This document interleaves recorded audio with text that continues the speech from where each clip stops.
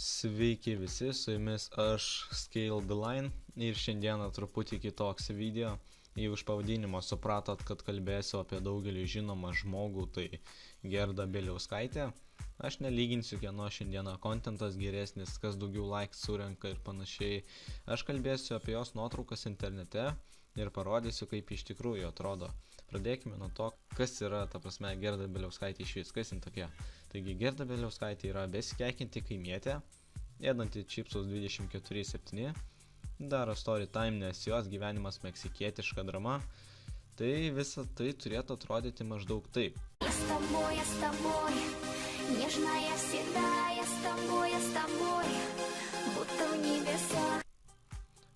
Pamiršau paminėti, kad jis save laiko 18 metų. Man yra 18, tuoj bus 19. Aš... Palyginkime keletą jos nuotraukų. It was a clear black night, a clear white moon. Warren G was on the streets trying to consume some skirts for the E, so I could get some phones rolling in my ride, chilling all in.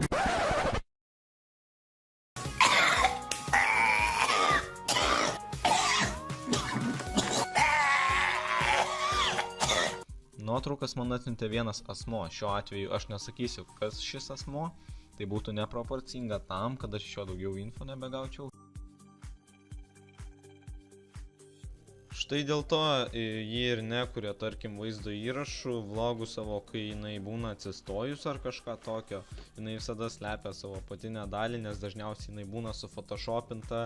Ir jeigu nueisi dar ant jos vlogo, kai buvo ten My Day ir kažkas tokio, jūs galite pamatyti, kai jinai net, kai My Day daro, kažkur išeina ir panašiai, jinai vis tiek slepia save ir, ta prasme, jinai realiai visą savo nuotrauką sufotoshopina, jinai neatrodo taip kaip nuotraukose.